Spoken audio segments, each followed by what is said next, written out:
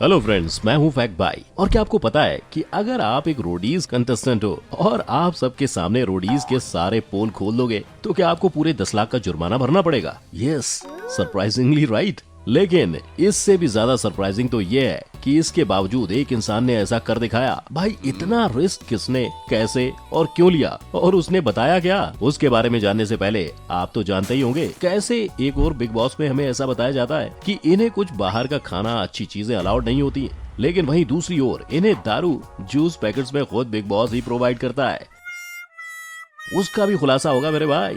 पर उससे पहले क्या आप जानते थे कि कुछ रियलिटी शोज में सिर्फ नशा और पैसों का लालच ही नहीं बल्कि प्यार का नकली नाच भी दिखाया जाता है? Yes, even the couples and their stories in these shows are fake. पर आखिर कौन से शोज ने कर दिखाया ये कमाल? यही जानेंगे हम आज के वीडियो में, जिसका टाइटल है रियलिटी शोज के पीछे की reality part 2। Number 1, India's got talent.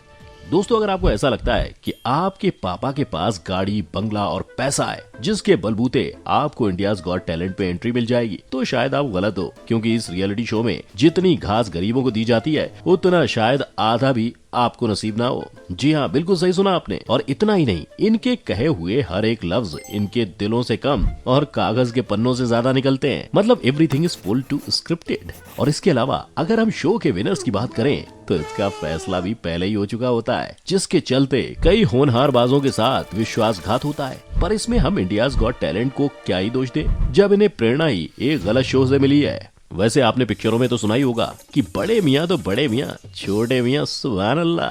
बड़े मियाँ छोटे मियाँ सुभान अल्लाह। अब आप सब अमिताभ और गोविंदा के ख्यालों में मत खो जाओ, क्योंकि मैं यहाँ उनकी बात नहीं कर रहा हूँ। मैं यहाँ अमेरिकाज गॉट टैलेंट की बात कर रहा हूँ, जिसका हाल भी कुछ ऐसा ही है। जैसे इस शो पे कई टैलेंटेड लोग आए थे, पर उनके हुनर पे नजर रखने की जगह इनका ध्यान पब्लिसिटी पे ज्यादा रहता था। यकीन नहीं आता तो अब आप खुद ही गौर कीजिए इस पे।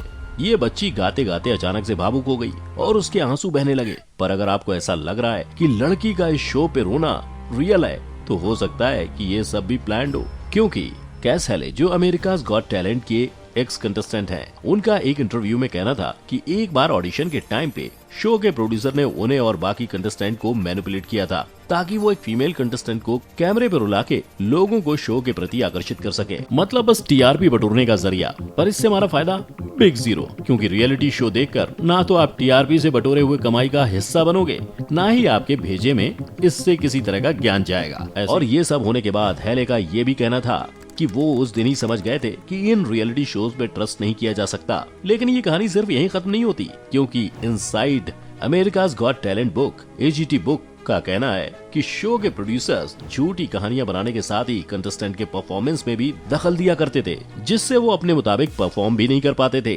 नंबर 2, नच बलिए। वैसे नच बलिए शो बनाया ही गया था जोड़ियों को साथ लाने के लिए, पर शायद शो का मतलब कंटेस्टेंट को समझ नहीं आया, तभी तो कंटेस्टेंट वहां ठुमकते कम और झगड़ते ज्यादा थे। और शायद इस शो के बढ़ती कंट्रोवर्सीज का ये भी एक कारण था, क्योंकि अगर हम कंट्रोवर्सीज की बात करें तो इस शो में एक लाजवाब जोड़ी थी जिनका नाम था मधुरिमा तुली और विशाल आदित्य सिंह, जो इस तस्वीर में खिलखिला रहे हैं। प्रकाश असलियत में भी ऐसे ही होते, क्योंकि इनकी तूतू में इस शो में हर वक्त लोगों को दिक्कत देती थी। और इनके बढ़ते झगड़े को देख शो के जज, प्रोड्यूसर्स, यहाँ तक कि पूरे क्रू मेंबर्स काफी परेशान हो गए थे। लेकिन इस शो में एक यही अजूबे नहीं थे, बल्कि कई थे। जैसे लड़कियों के क्यूट बॉय शांतनु महेश्वरी, जो कम स्कोर मिलने की वजह से रूट बॉय में तब्दील हो जाते थे। यहाँ तक कि इन सभी का WWE देख कोरियोग्राफर ने शो को छोड़ के जाने का फैसला कर लिया था, पर ऐसा हो न सका क्योंकि इनकी डियरेस्ट रवीना जी ने इन्हें रोक लिया था। लेकिन ये सब एक ड्रामा था, जिसे देख नच बलिए के एक्स कंटेस्टेंट के साथ ही डेक्कन क्रॉनिकल न्यूज़पेपर का भी कहना था कि ये शो जानबूझकर फेक कंट्रोवर्सीज और पार्टिसिपेंट्स के बीच लड़ाई करा रहा है, ताकि ये जनता का ध्यान अपने झगड़ बलिए की ओर खींच सके और इस शो की पब्लिसिटी और टीआरपी बढ़ा सके। यहाँ तक कि एक इंटरव्यू में उर्वशी ढोलकिया, जो नच बलिए की एक्स कंटेस्टेंट थी, उनके भी यही अल्फाज थे कि ये शो पूरी तरह से पार्शियल और स्क्रिप्टेड था, जिस पे लोगों का कहना था कि ऐसा कुछ नहीं है और उर्वशी ये अफवाहें सिर्फ इसलिए फैला रही हैं क्योंकि इन्हें शो से निकाल दिया गया है। अब इन सेलिब्रिटीज की बातों की गहराई तक पहुंचना तो बहुत ही मुश्किल है। Number 3, big boss. दोस्तों, अगर हम बिग बॉस की बात करें, जो वोट्स आप सब अपने फेवरेट कंटेस्टेंट को बिग बॉस के मैदान में जीतने के लिए करते हैं, देखा जाए तो उनका कोई फायदा ही नहीं है, क्योंकि बिग बॉस उन्हीं के सिर पे हाथ रखते हैं जो उन्हें भर भर के ड्रामा और टीआरपी दिलाते हैं, जैसे डॉली बिंद्रा, जिनका एक इंटरव्यू में कहना था कि उन्हें बिग बॉस ने मशहूर तो बनाया पर वो उससे खुश नहीं है, क्योंकि इसी वजह से उनकी लोगों में एक निगेटिव इमेज बन गई है, जिसके चलते इन्हें सिर्फ निगेटिव रोल्स ही ऑफर किए जाते थे। पर अब मैं आपको जो बताने वाला हूँ उससे सुन के आपके होश उड़ जाएंगे, क्योंकि बिग बॉस, जिसमें हमने लोगों को एक वक्त के खाने के लिए मर मर के टास्क परफॉर्म करते देखा है, दरअसल वो सब एक बहुत बड़ा ढोंग है, क्योंकि यही वो लोग हैं जो जनता की आंखों में धूल झोंक कर जूस के पैकेट्स में दारू रख नशे में धुत रहते हैं। क्या हुआ, शौक हो गए? कोई बात नहीं, क्योंकि ये असलियत जान मैं भी हो गया था। हालांकि इसकी सफाई में चैनल का कहना था कि एक इंसान की आदत को अचानक से नहीं छुड़ाया जा सकता और खुलेआम हम दर्शकों को ऐसी चीज भी नहीं दिखा सकते, क्योंकि जाहिर सी बात है इससे लोगों पे गलत प्रभाव पड़ेगा। नंबर 4, इमोशनल अत्याचार। भाइयों, क्या आपने कुछ चंद पैसों के लिए नकली बॉयफ्रेंड या गर्लफ्रेंड बनाई है? नहीं ना, क्योंकि ऐसा कमाल शायद इमोशनल अत्याचार जैसे शो पे ही होता था। हाँ, चौंकने की बात नहीं है, क्योंकि इसका खुलासा इस शो के एक्स कंटेस्टेंट ने एक इंटरव्यू में किया था। उन्होंने इंटरव्यू के दौरान कई बातों का खुलासा किया, जिसमें इनका सबसे पहले ये कहना था कि इनके साथ साथ ऐसे बहुत से कंटेस्टेंट थे जिन्हें पैसे देकर शो पे लड़के और लड़कियों के बीच नकली प्यार का नाटक कराया जाता था। और यही नहीं, बल्कि इन मोहतरमा का ये भी कहना था कि जो भाई साहब उनके बॉयफ्रेंड बनने का नाटक कर रहे थे, उन्हें दरअसल वो पहली बार मिल रही थी। जब उनसे सवाल किया गया कि ऐसा क्या कारण था कि आप लोग ये सब करने के लिए तैयार हो जाते थे, तो उनका कहना था कि उनके जैसे यंग लोगों के लिए ये एक अपॉर्चुनिटी थी, जिससे उन्हें पॉपुलैरिटी के साथ ही कुछ पैसे भी मिल रहे थे, तो उन्हें ये सब करने में कोई खराबी नजर नहीं आई। पर इस पूरे शो के दौरान सभी कंटेस्टेंट से ऐसे बहुत से घिनौने शूट कराए गए जिन्हें देख शायद ही आपके बापू आपको घर में प्रवेश करने देते।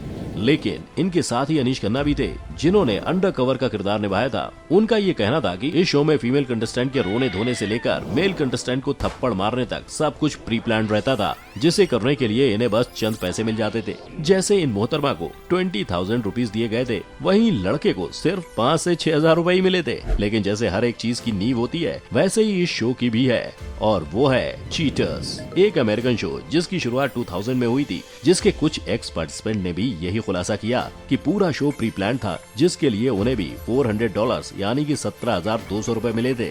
Number 5, Roadies.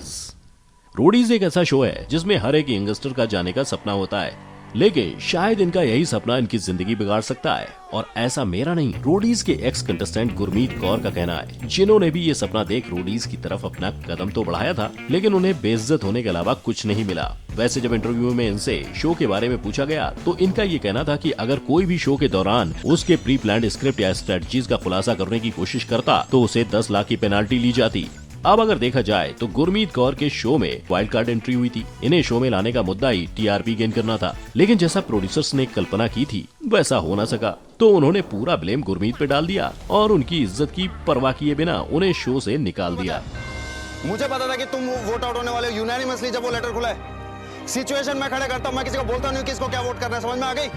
लेकिन इनकी ये कहानी यहीं खत्म नहीं हुई, क्योंकि इसके साथ ही उनका ये भी कहना था कि शो में लोगों को अलग अलग एंगल से कैप्चर करते वक्त उन्हें भड़काया भी जाता है, ताकि वो कुछ ऐसा बोल जाएं जिससे उन्हें शो में थोड़ा गरम मसाला मिल जाए।